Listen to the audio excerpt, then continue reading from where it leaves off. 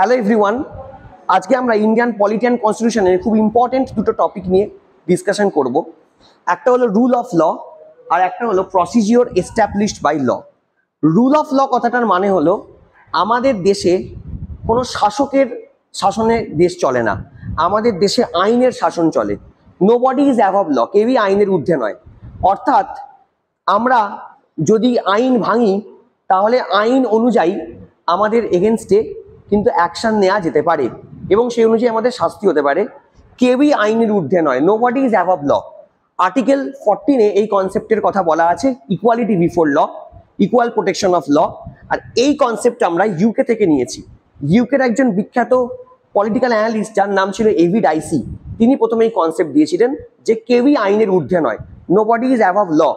যদিও এর একটা এক্সেপশন আছে, আমাদের দেশে প্রেসিডেন্সিয়াল অফিস এবং গভর্নরের অফিসকে কিছু আমরা ডেফিনেটলি ইমিউনিটি দিয়েছি। যেমন প্রেসিডেন্ট এবং গভর্নর থাকাকালীন তাদের এগেনস্টে কোনো ক্রিমিনাল প্রসিডিংস করা যায় না, এবং যদি সিভিল প্রসিডিংস করতে হয় সেক্ষেত্রেও 2 মাসের একটা নোটিশ পিরিয়ড তাদের দিতে হয়। কেন? এটা কিন্তু ব্যক্তি প্রেসিডেন্ট বা ব্যক্তি গভর্নরকে কোনো ছাড় দেওয়া হচ্ছে না, গভর্নর বা প্রেসিডেন্টের অফিসটাকে ছাড় দেওয়া হচ্ছে, কারণ তারা দেশের এবং রাজ্যের সাংবিধানিক প্রধান হিসেবে এই ছাড় পাচ্ছে।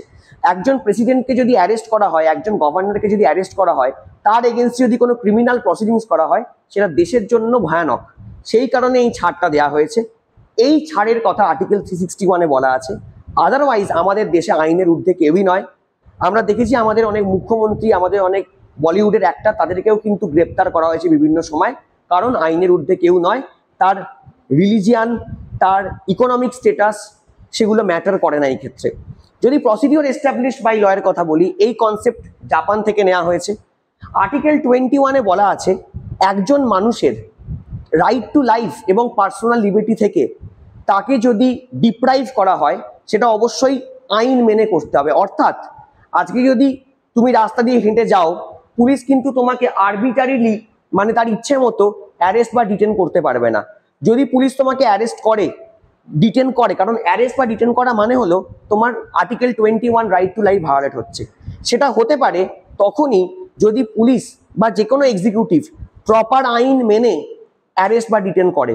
কারণ প্রসিডিওর এস্টাবলিশড বাই ল মানে হলো প্রপার আইনের যে ধারা আছে সেই আইন অনুযায়ী তোমাকে অ্যারেস্ট করতে হবে। তোমাকে যদি অ্যারেস্ট বা ডিটেন করতে হয় সেটা কিন্তু ইচ্ছামতো করা যাবে না। Procedure established by law actually আমাদেরকে প্রোটেকশন দিচ্ছে আর্টিকেল 21, যেখানে বলা হচ্ছে একজন এক্সিকিউটিভ ইচ্ছা মতো একজন মানুষের রাইট টু লাইফ কেড়ে নিতে পারে না। যদি কাটতে চায় সেক্ষেত্রে অবশ্যই তাকে আইন মেনে, প্রসিডিওর এস্টাবলিশড বাই ল, সেটা মেনে করতে হবে। এই কনসেপ্ট আমরা জাপান থেকে নিয়েছি। এরকম আরো অনেক ভিডিও দেখার জন্য তোমরা অধ্যয়ন একাডেমির যে ফেসবুক চ্যানেল এবং ইউটিউব চ্যানেল সাবস্ক্রাইব করো, এবং অবশ্যই কমেন্ট করে জানিও কনসেপ্ট তোমাদের কেমন লাগলো। Thank you.